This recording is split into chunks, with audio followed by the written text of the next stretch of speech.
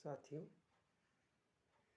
आज हम इस वीडियो के माध्यम से हिंदी व्याकरण में अलंकार को पढ़ेंगे।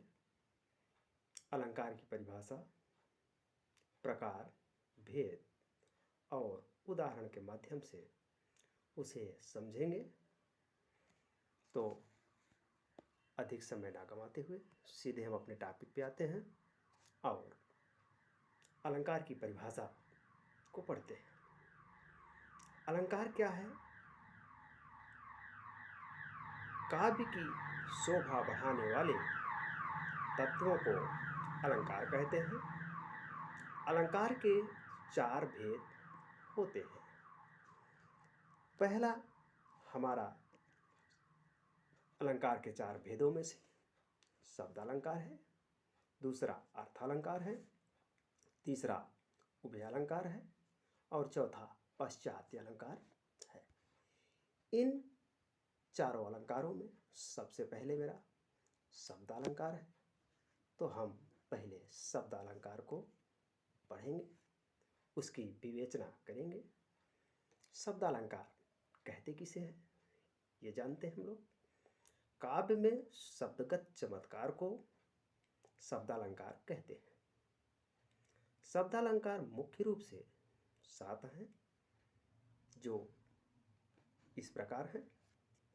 पहला है अनुप्रास अलंकार, दूसरा है यमक अलंकार, तीसरा है श्लेष अलंकार, चौथा है वक्रोक्ति अलंकार और पांचवा है पुनरुक्ति प्रकाश अलंकार और छठवां है आपका पुनरुक्ति वदाभास अलंकार और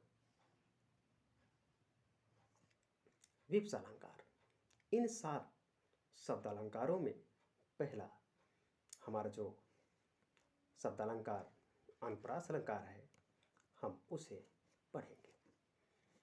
तो आइए शब्द अलंकार को में अनुप्रास अलंकार को पढ़ते हैं।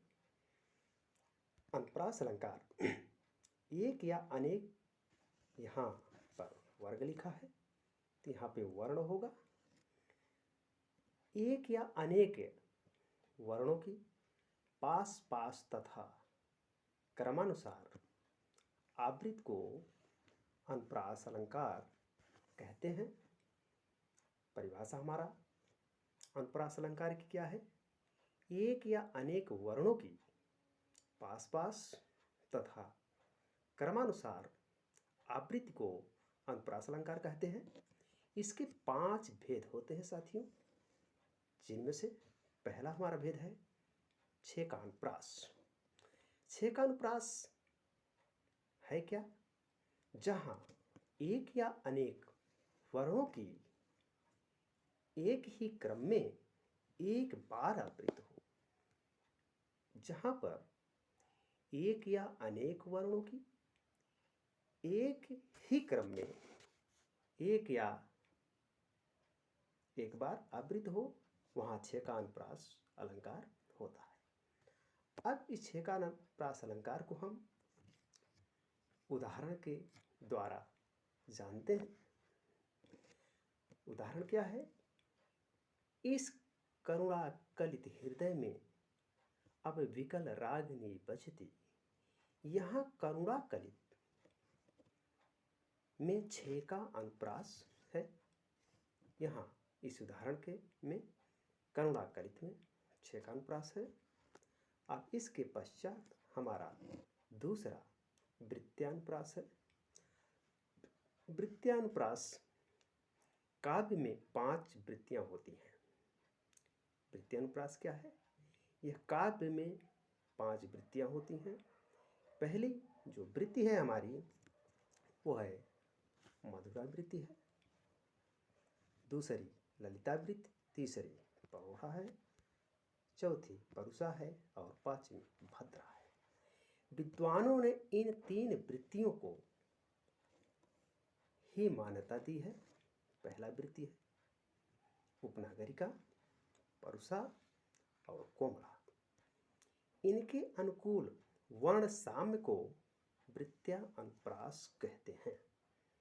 अब उदाहरण के द्वारा हम जानेंगे।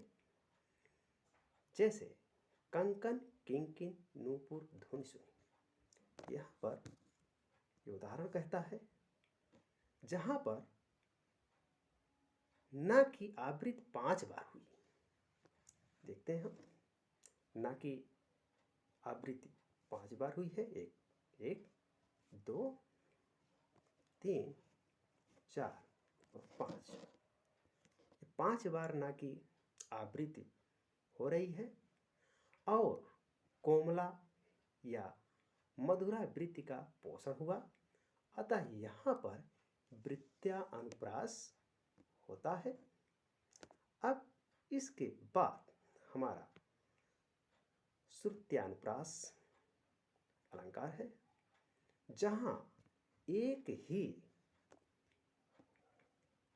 उच्चारण स्थान से बोले जाने वाले वर्षों यहाँ पर वर्ण होना चाहिए कि आवृत्ति होती है, वहाँ वृत्त्यानुप्रास अलंकार होता है।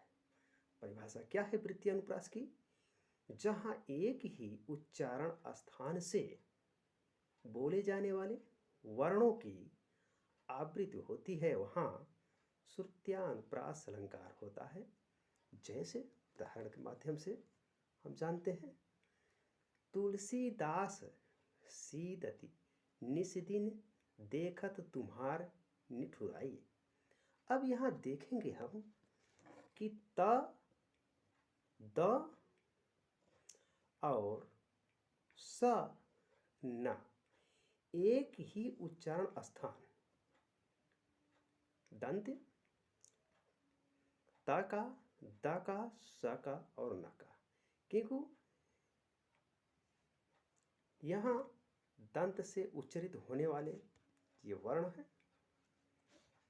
दंत से उच्चरित होने वाले वर्ण हैं, कई बार आवृत्ति हुई है, अतः यहाँ श्रुत्यानुप्रास अलंकार होता है। उदाहरण में हम देख रहे हैं कि त, द, स, न एक ही उच्चारण स्थान है। इन वर्णों के उच्चारण स्थान दंत होता है। एक बार से अधिक अर्थात 4 बार हुआ है, अतः यहाँ श्रुत्यानुप्रास है।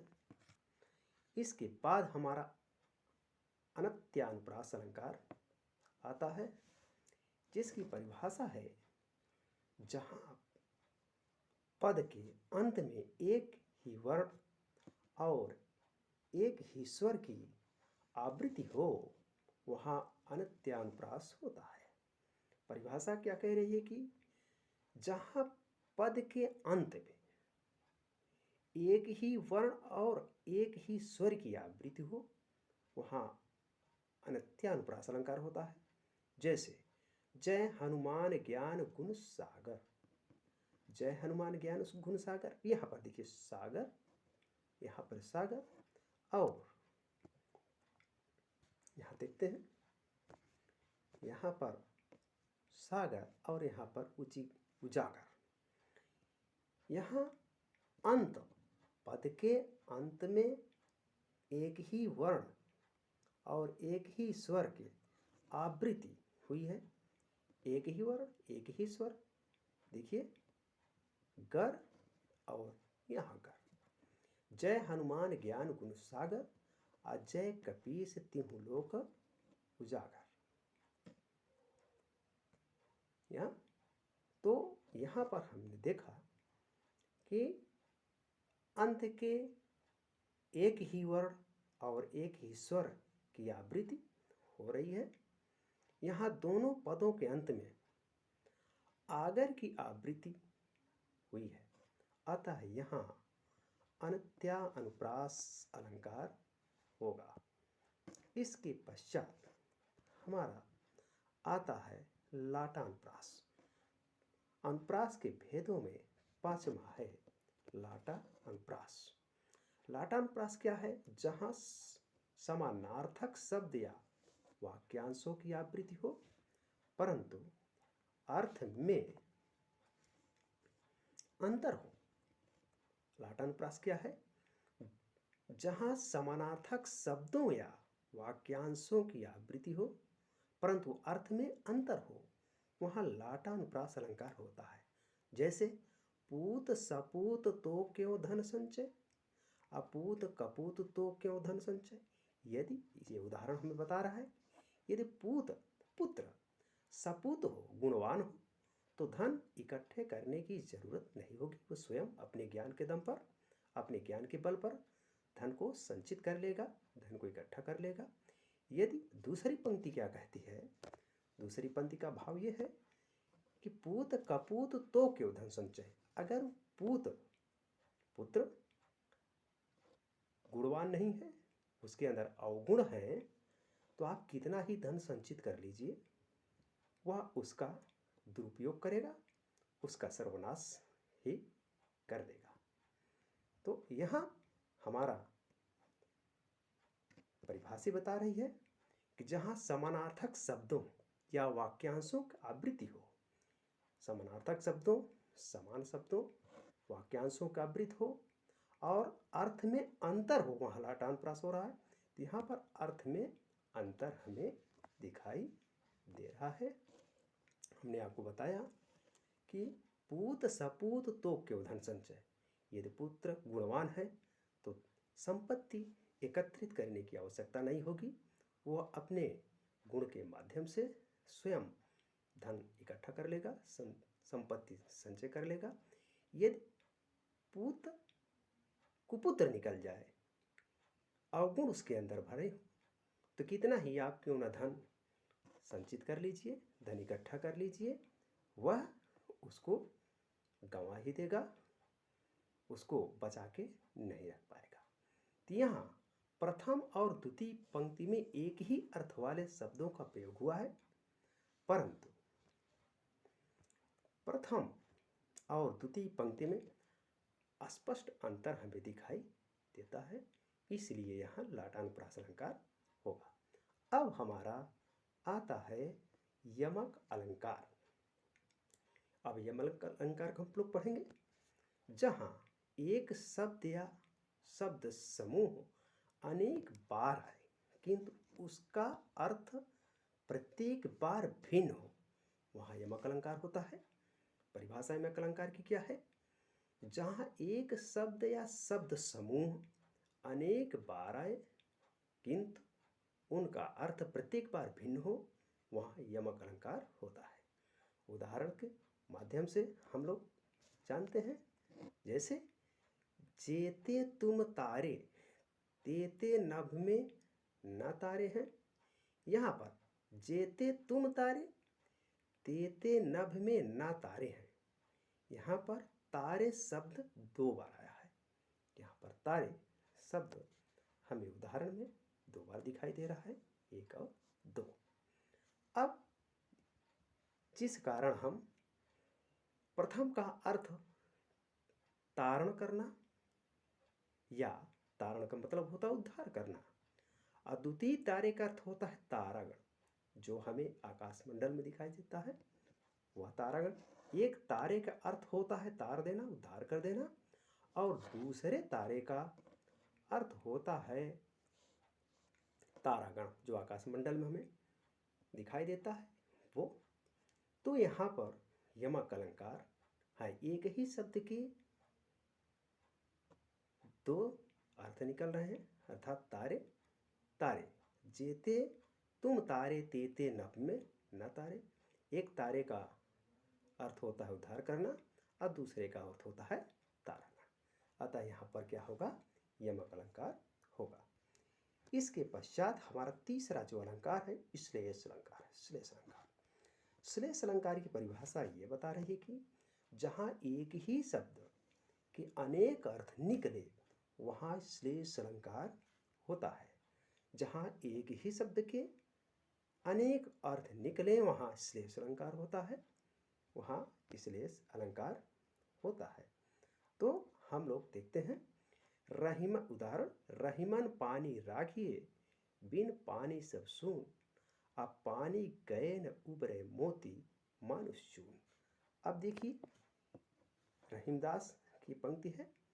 ये कहना क्या चाह रहे हैं कि यहाँ पानी के 3 अर्थ निकल रहे हैं। जहाँ एक ही शब्द के अनेक अर्थ निकले, ये परिभाषा हमारी है। जहाँ एक ही शब्द के अनेक अर्थ निकले वहाँ श्लेष अलंकार होता है। तो उदाहरण बता रहा है हमें कि रहीमन पानी राखिए बिन पानी सब सुन। यहाँ पानी शब्द है, यहाँ भी पानी शब्द है। अब पानी गैन उबरे मोती मानुष चुन। यहाँ पानी के 3 अर्थ हो रहे हैं। एक पानी का मतलब होता है कांति, और दूसरा पानी का मतलब होता है आत्मसम्मान, और तीसरा जल, जो जल ही जीवन है। अतः यहाँ श्लेष अलंकार होगा जहाँ पर एक ही शब्द के अनेक अर्थ निकल रहे हैं। यहाँ पर पानी शब्द के 3 अर्थ निकलते हैं। एक का होता है कांति, और दूसरा आत्मसम्मान, और तीसरा का जल होता है। व्यक्ति का यदि आत्मसम्मान नष्ट हो जाए तो उसका भी पानी उतर जाता है, और मोती की अगर कांति चली जाए, चमक चली जाए, तो वो उपयोगहीन हो जाता है। जिस कारण इस उदाहरण में हमें श्लेष अलंकार स्पष्टतः दिखाई देता है। उसके बाद हमारा चौथा अलंकार वक्रोक्ति अलंकार है। अब वक्रोक्ति अलंकार की परिभाषा पहले हम लोग जानते हैं। जहाँ पर वक्ता द्वारा भिन्न अभिप्राय से व्यक्त किए गए कथन का श्रोता श्लेष या काकु द्वारा भिन्न अर्थ की कल्पना कर ले। कहने का भाव यह है, जहाँ पर वक्ता जो हमें उपदेश देता है, जो हमें बताता है, जहाँ पर वक्ता भिन्न अभिप्राय से, उसका अभिप्राय कुछ और है, व्यक्त किए गए कथन का, अब वो जो वक्ता है जो हमें बातें बता रहा है, उसका अभिप्राय तो कुछ और है, उसका कथन कुछ और है, किंतु श्रोतागण जो सुन रहे हैं उसे काक वक्रोक्ति के द्वारा भिन्न अर्थ लगा लेते हैं, भिन्न अर्थ की कल्पना कर लेते हैं। वहाँ वक्रोक्ति अलंकार होता है। इसके 2 भेद होते हैं। पहला है श्लेष वक्रोक्ति, दूसरा है काक वक्रोक्ति। अब श्लेष वक्रोक्ति क्या है ये हम लोग जानते हैं। जहाँ शब्द के श्लेषार्थ के द्वारा श्रोता वक्ता के कथन से भिन्न अर्थ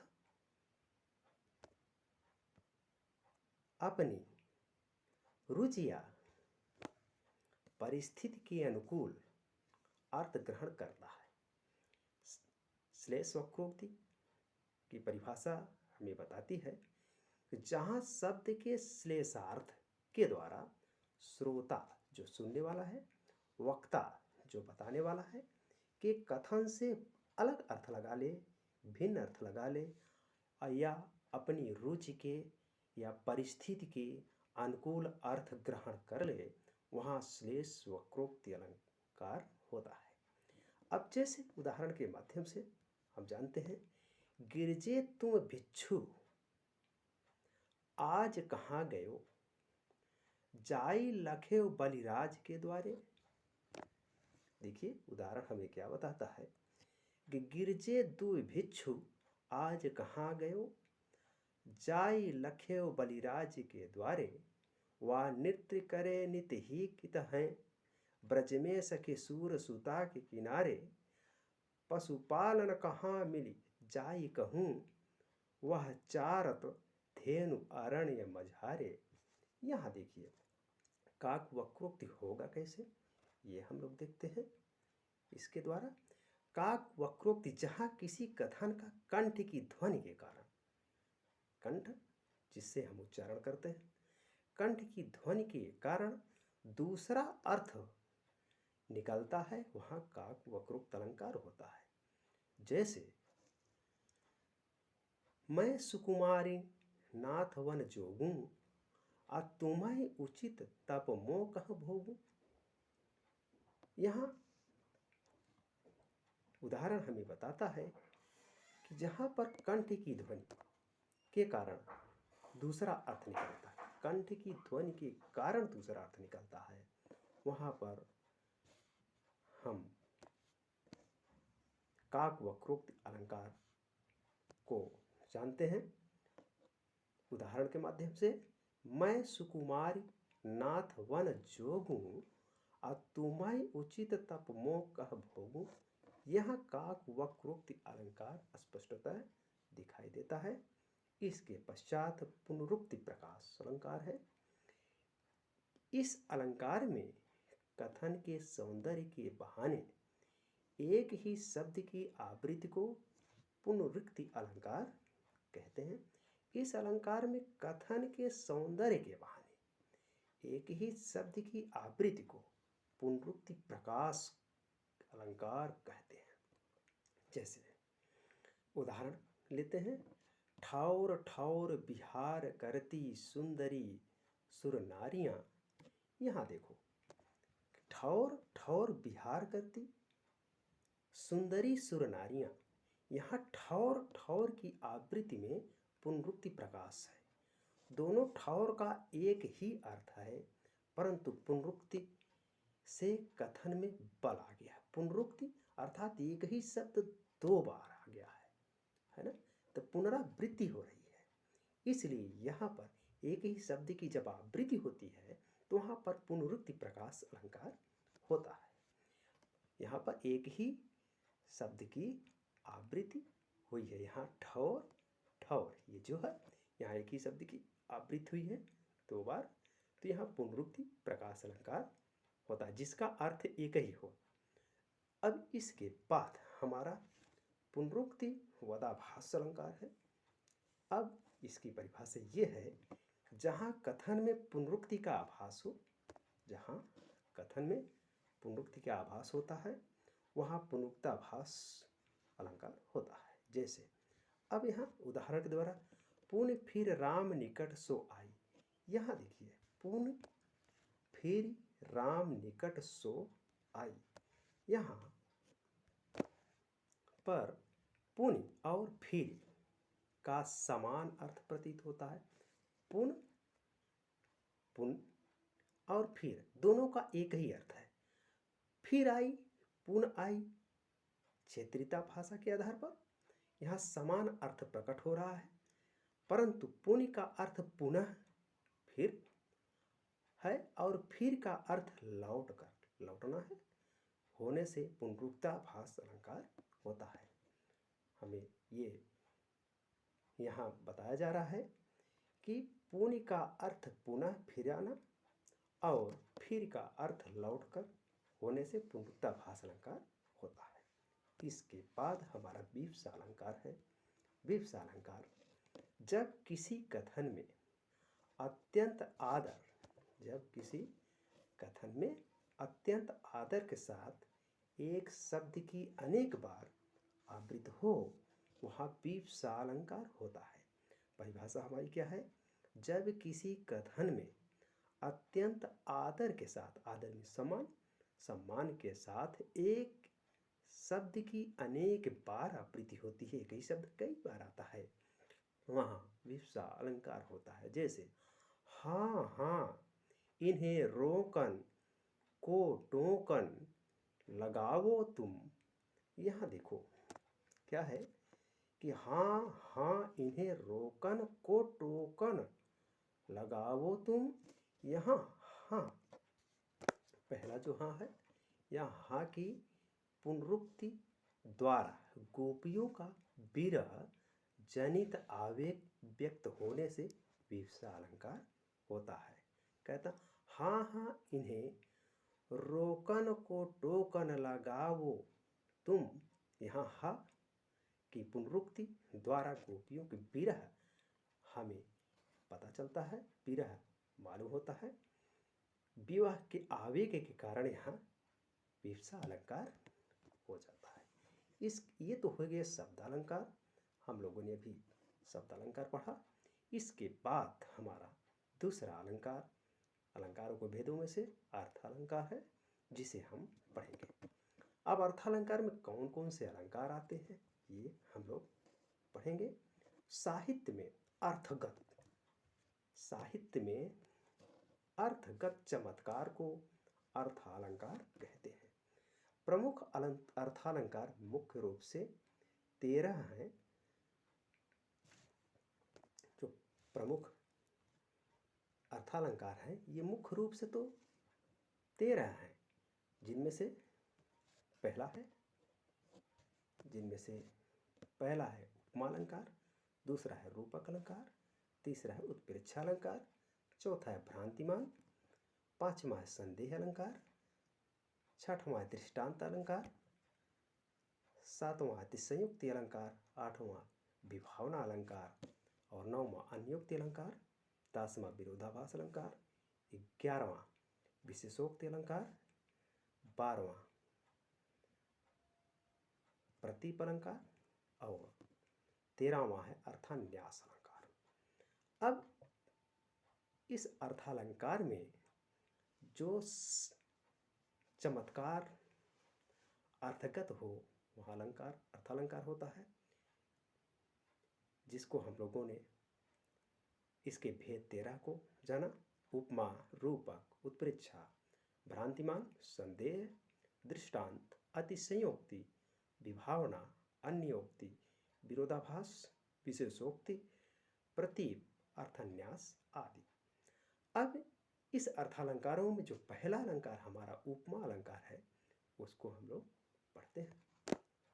उपमा अलंकार समान धर्म के आधार पर जहां एक वस्तु की समानता, समान धर्म के आधार पर जहां समान धर्म के आधार पर एक वस्तु की समानता या तुलना किसी दूसरे वस्तु से की जाती है वहां उपमा अलंकार होता है। इसके 4 अंग होते हैं। परिभाषा हमारी है समान धर्म के आधार पर जहां एक वस्तु की समानता या तुलना कह लीजिए किसी दूसरे वस्तु से की जाती है वहां उपमा अलंकार होता है। उपमा अलंकार के 4 भेद होते हैं।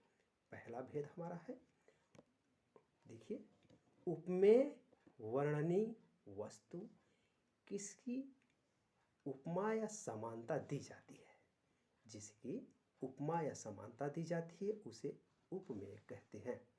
उपमेय वर्णनी वस्तु जिसकी उपमा या समानता दी जाती है उसे उपमेय कहते हैं। जैसे उसका मुख चंद्रमा के समान सुंदर है, उसका मुख चंद्रमा के समान सुंदर है। इसमें हम लोग पढ़ रहे थे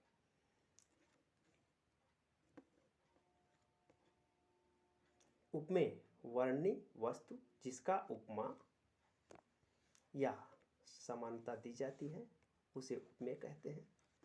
उदाहरण में हम लोग देख रहे थे उसका मुख चंद्रमा के समान सुंदर है। वाक्य में मुख की चंद्रमा से समानता बताई जा रही है, अतः यहाँ उपमेय है। मुख की सुंदरता चंद्रमा से की जा रही है, चंद्रमा से उसकी तुलना की जा रही है। मुख कैसा है? जिस तरह से चंद्रमा प्रकाशमान है उसी तरह से उसका मुख भी चंद्रमा के ही समान प्रकाशमान है। अर्थात चंद्रमा सुंदर होता है तो मुख ही कैसा है? चंद्रमा के सदृश है, चंद्रमा के समान है। तो यहाँ पर मुख क्या हो गया? उपमेय हो गया। अब आगे हम लोग देखते हैं उपमान क्या है। उपमान जिससे उपमेय की समानता या तुलना की जाती है उसे उपमान कहते हैं। जैसे उपमेय मुख की समानता चंद्रमा से की गई है, अतः चंद्रमा क्या हो गया? उपमान हो गया। जिसे प्रकृति बनाई हो, कहने का भाव यह है कि जिसको प्रकृति बनाई हो वह उपमान होता है ना। चंद्रमा को प्रकृति ने बनाया, मनुष्य को भी प्रकृति ने बनाया, किंतु यहाँ पर चंद्रमा की सुंदरता के आगे मनुष्य की सुंदरता फीकी है, तो यहाँ चंद्रमा क्या हो गया? उपमान है। तीसरी हमारी धारणा यह है कि साधारण धर्म जिस गुण के लिए उपमा दी जाती है, साधारण धर्म के कारण, गुण के कारण जिससे उपमा दी जाती है उसे साधारण धर्म कहते हैं। उक्त उदाहरण में सुंदरता के लिए उपमा दी गई है। हम लोगों ने जो ऊपर उदाहरण पढ़ा उस उदाहरण में सुंदरता की उपमा दी गई है, अतः सुंदरता क्या हो गया? साधारण धर्म हो गया। चौथी बात यह है कि वाचक शब्द जिस शब्द के द्वारा उपमा दी जाती है, जिस शब्द के द्वारा उपमा दी जाती है उसे वाचक शब्द कहते हैं। उपर्युक्त उदाहरण में जो हम लोगों ने उदाहरण को पढ़ा उस उदाहरण में समान शब्द वाचक है। इसके अलावा सी, सम, सरिस, सादृश्य शब्द उपमा के वाचक होते हैं। ये यहाँ पर ध्यान देने योग्य बात यह है कि सी, सम, सरिस, सदृश्य, यहाँ सी, सम, सदृश्य शब्द उपमा के वाचक शब्द हैं। उपमा में जब भी उदाहरण में आएगा तो ये वाचक शब्द जरूर वहाँ पर मिलेंगे। जैसे चंद्रमा के समान, चंद्रमा सदृश्य, चंद्रमा सी, ये शब्द वाचक शब्द हैं। तो ये जो सी, सम, सरिस, सदृश्य शब्द मिल जाए तो वहाँ पर निसंदेह रूप से उपमा अलंकार हम लोग जान लेंगे। अब उपमा के 3 भेद होते हैं। पहला देखिए, पूर्णोपमा, लुप्तोपमा और मालोपमा। अब देखिए पूर्णोपमा क्या है? जहाँ उपमा के चारों अंग विधान हो वहाँ पूर्णोपमा अलंकार होता है। जहाँ पर उपमा के चारों अंग विद्यमान हो वहाँ पूर्णोपमा अलंकार होता है। जैसे परिपद कोमल कमल से, यहाँ हरिपद कोमल कमल से, हरि का पद पाँव कैसा है? कोमल के समान सुंदर। हरि मीन्स भगवान, भगवान के जो पद हैं, चरण हैं, पाँव हैं, वो कैसा है? कमल के समान सुंदर और कोमल है। दूसरी बात यह है कुल जो दूसरा हम लोगों ने उपमा का अलंकार भेदों में पढ़ा, जो लुप्तोपमा। अब जहाँ पर देखिए, जहाँ पर उपमा के एक या अनेक अंगों का अभाव हो वहाँ लुप्तोपमा अलंकार होता है। जहाँ उपमा के एक या अनेक अंगों का अभाव हो वहाँ लुप्तोपमा, लुप्त हो, जो दिखाई न दे, वहाँ लुप्तोपमा अलंकार होता है। उदाहरण के द्वारा हम लोग जानते हैं, पड़ी थी बिजली सी विकराल। उदाहरण है हमारा, पड़ी थी बिजली सी विकराल, लपेटे थे घन जैसे बाल। घन में से बादल होता है, बादल तो दिखाई नहीं दे रहा है, तो यहाँ लुप्त है। बादल क्या है? लुप्त है। घनी पड़ी थी बिजली सी विकराल, अर्थात यह बिजली के समान पड़ी हुई थी, विकराल रूप धारण की थी। लपेटे थे अपने बदन में घन जैसे बाल, बादलों के समान बाल लपेटे हुए थे। यहाँ आपका लुप्तोपमा अलंकार होगा। अब उसके बाद हमारा मालोपमा है, जहाँ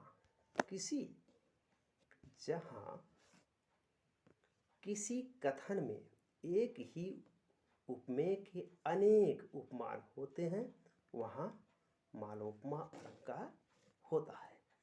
जहाँ किसी कथन में एक ही उपमेय के अनेक उपमान होते हैं वहाँ मालोपमा अलंकार होता है। जैसे चंद्रमा सा कांति में, मृदु कमल सा कोमल, मृदु कमल सा कोमल। चंद्रमा सा कांति में, चंद्रमा के समान उसकी कांति हो, और मृदु मीठी, कमल सा कोमल, महाकुसुम सा हंसता हुआ प्राणेश्वरी का मुख रहा। अब यहाँ पर हमारा मालोपमा अलंकार है। यहाँ उपमेय के अनेक उपमान होते हैं। यहाँ जहाँ क्या है कि जहाँ किसी कथन में एक ही उपमेय के अनेक उपमान होते हैं, तो एक चंद्रमा एक ही उपमेय के अनेक उपमान हो रहे हैं। देखो, मृदु है, कोमल भी है और कुसुम भी है ना। हस्ता प्राणेश्वरी का मुख, यहाँ पर एक ही उपमेय के अनेक उपमान हो रहे हैं, इसलिए यहाँ मालोपमा अलंकार होगा। इसके बाद हमारा रूपक अलंकार आता है। रूपक अलंकार की परिभाषा क्या है वो हम लोग पढ़ते हैं। जहाँ उपमेय में उपमान का निषेध रहित आरोप हो, वहाँ अर्थात उपमेय और उपमान को एक रूप कह दिया जाए, वह रूपक अलंकार होता है। जहाँ उपमेय में उपमान का निषेध रहित आरोप हो, अर्थात उपमेय और उपमान को एक रूप कह दिया जाए, वह रूपक अलंकार होता है। अब देखिए, हम इसे उदाहरण के द्वारा जानते हैं। उदाहरण हमारा कहता है कि बीती विभावरी जागरी, अंबर पनघट में डूबो रही, तारा घट उषा नागरी। हमारा उदाहरण कहता है कि बीती विभावरी जागरी, अंबर पनघट में डूबो रही, तारा घट उषा नागरी। यहाँ अंबर आकाश रूपी, आकाश में घट तारा रूपी उषा नागरी जो है, तारा रूपी उषा जो नारी है, वह अंबर रूपी पनघट में घड़ा डुबो रही है। यहाँ पर अंबर पनघट तारा घट उषा नागरी में उपमेय उपमान एक हो गए हैं, अतः रूपक अलंकार होगा। यहाँ पर क्या है कि अंबर आकाश में, पनघट तारा घट उषा नागरी में उपमेय उपमान एक हो गए हैं, अतः यहाँ पर रूपक अलंकार होगा। इसके पश्चात हमारा उत्प्रेक्षा अलंकार आता है। अब हमारा तीसरा जो अलंकार है उत्प्रेक्षा अलंकार है। इसकी परिभाषा के द्वारा हम इसको पढ़ेंगे। जहाँ उपमेय में उपमान की संभावना व्यक्त की जाए, वहाँ उत्प्रेक्षा अलंकार होता है। परिभाषा हमारी है कि जहाँ उपमेय में उपमान की संभावना की जाए, जहाँ उपमेय में उपमान की संभावना व्यक्त की जाए, वहाँ उत्प्रेक्षा अलंकार होता है। इसमें जनु जानो मनो कहने का भाव यह है कि जनु मन मानो जानो इव जैसे वाचक शब्दों का प्रयोग होता है। उत्प्रेक्षा के तीन भेद होते हैं। उदाहरण में जब भी उदाहरण हम पढ़ेंगे इसका, तो उसमें जनु मन मानो जानो इव जैसे वाचक शब्दों का प्रयोग होगा उसमें। अब उत्प्रेक्षा के भी तीन भेद होते हैं। तो पहला हमारा भेद क्या है? वस्तुत्प्रेक्षा, दूसरा हेतुत्प्रेक्षा और तीसरा फलोत्प्रेक्षा। पहला वस्तुत्प्रेक्षा, दूसरा हेतुत्प्रेक्षा और तीसरा फलोत्प्रेक्षा। अब देखते हैं कि वस्तुत्प्रेक्षा क्या है। जहाँ एक वस्तु में दूसरी वस्तु की संभावना की जाए, वहाँ वस्तुत्प्रेक्षा अलंकार होता है। जहाँ एक वस्तु में दूसरी वस्तु की संभावना, यहाँ पर संभावना की जाए, वहाँ वस्तुत्प्रेक्षा अलंकार होता है। अब देखिए, उदाहरण के द्वारा हम लोग जानते हैं। उसका मुख मानो चंद्रमा है। अब देखिए, हमारा जो वाचक शब्द है, हमने यहाँ बताया था कि वाचक शब्द मानो, मनो और जनो, ये जानो, ये वाचक शब्द हैं। उदाहरण में ये हमें मिलेंगे, वह निस्संदेह रूप से उत्प्रेक्षा अलंकार होगा। अब उदाहरण हमने देखा, जैसे उसका मुख मानो चंद्रमा है। उसका मुख क्या है? चंद्रमा है, उसका मुख कैसा है, चंद्रमा के समान हो, मान लिया है। तो मानो हमारा जो वाचक शब्द है यहाँ पर मानो यहाँ मिल गया है, इसलिए हमारा यहाँ पर उत्प्रेक्षा अलंकार है। उस मान चंद्रमा के समान माना जा रहा है। उसके बाद हेतु उत्प्रेक्षा अलंकार है। अब हेतु उत्प्रेक्षा अलंकार की परिभाषा क्या है? जब किसी कथन में अवास्तविक कारण को कारण मान लिया जाए तो हेतु उत्प्रेक्षा अलंकार वहाँ होता है।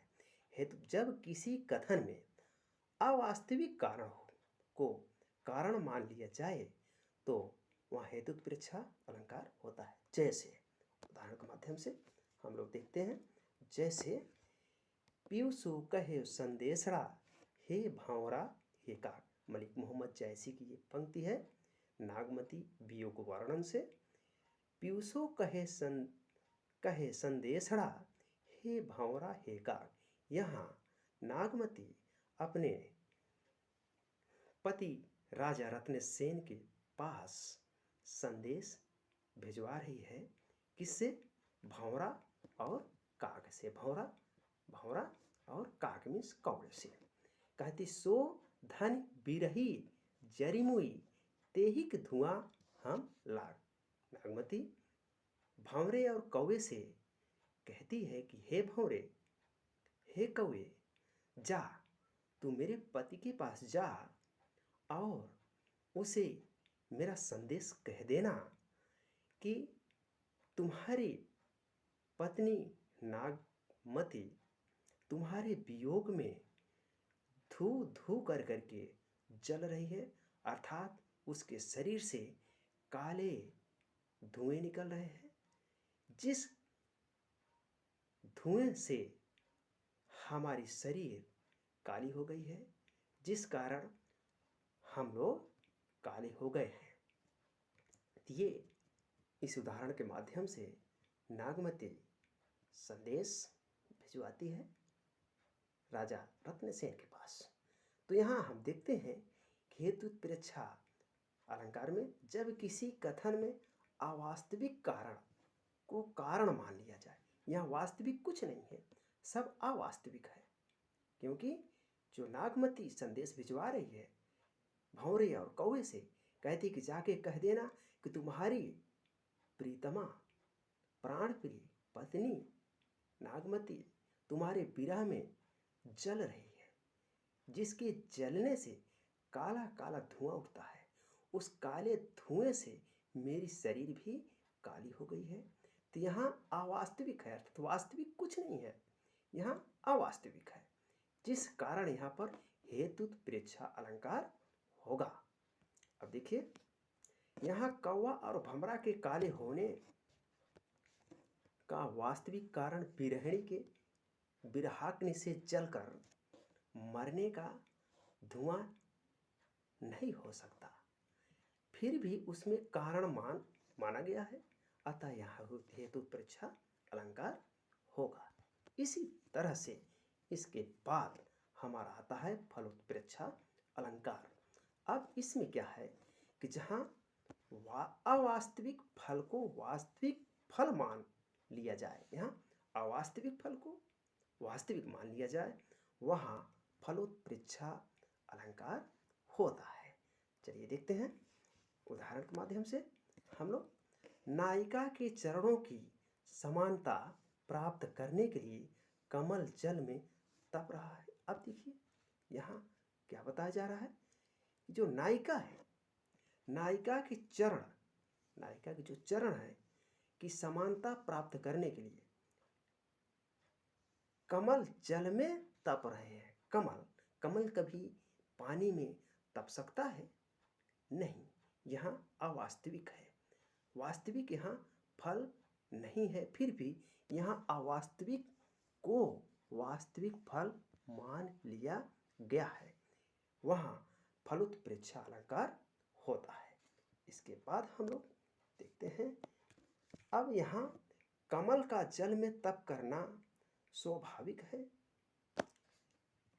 चरणों की समानता प्राप्त करना वास्तविक फल नहीं, पर उसे मान लिया गया है, अतः यह फलोत्प्रेक्षा अलंकार है। इसके बाद हमारा भ्रांतिमान अलंकार आता है। जहाँ भ्रांतियाँ हो जाए, दुविधा उत्पन्न हो जाए, हमें भ्रम हो जाए, वहाँ पर भ्रांतिमान अलंकार होगा। जहाँ समानता के कारण एक वस्तु, देखिए, जहाँ समानता के कारण एक वस्तु में किसी दूसरी वस्तु का भ्रम हो, वहाँ भ्रांतिमान अलंकार होता है। अब देखिए यहाँ पर कैसे भ्रांतिमान अलंकार होगा। जल्दी से हम लोग खत्म करते हैं क्योंकि वीडियो बहुत लंबा होता जा रहा है। पाए महावर, देखिए, पाए महावर देन को नाइन बैठी आए, अब फिर जानी महावरी एड़ी मीड़ती जाए। यहाँ पाए महावर देन को, यहाँ पाँव में महावर देने के लिए नाइन बैठी है। अब नायिका के पाँव इतने सुंदर हैं कि वह रेड कलर के अर्थात तो महावर के समान ही उसके पाँव हैं, तो वह देख करके भ्रमित हो जाती है। फिर जानी महावरी एड़ी मीड़ती आए, वह नायिका के पाँव को देख करके समझ नहीं पाती कि इसके पाँव में पहले से ही महावर लगी हुई है, तो मैं कैसे लगाऊं। कहने का भाव यह है, यह नायन को एड़ी की स्वाभाविक लालिमा में महावर की काल्पनिक प्रतीत हो रही है, वो कल्पना कर रही है। यहाँ पर भ्रांतिमान अलंकार है। अब इसके बाद हमारा संदेह अलंकार है। देखते हैं हम, जहाँ अति साध्य के कारण उपमेय और उपमान में अनिश्चय की स्थिति बनी रहे, अर्थात जहाँ उपमेय में अन्य किसी वस्तु का संशय उत्पन्न हो, वहाँ संदेह अलंकार होता है। जैसे उदाहरण, सारी बीच नारी है या नारी बीच सारी है, कि सारी की नारी है कि नारी की ही सारी है। यहाँ देखते हैं हम लोग उदाहरण के माध्यम से, सारी बीच नारी है या नारी बीच सारी है, कि सारी की नारी है कि नारी की सारी है। यहाँ देखिए, यहाँ क्या है कि जहाँ उपमेय में उपमान का संशयात्मक ज्ञान हो, यहाँ संशय बना है ना, अतः यहाँ संदेह अलंकार होगा। दृष्टांत ये है, किसी बात को स्पष्ट करने के लिए सादृश्य मूलक दृष्टांत प्रस्तुत किया जाता है, यहाँ दृष्टांत अलंकार है। अब देखिए, जैसे हम लोग क्या देखते हैं, मन मलिन तन सुंदर कैसे, विष रस भरा कनक घट जैसे।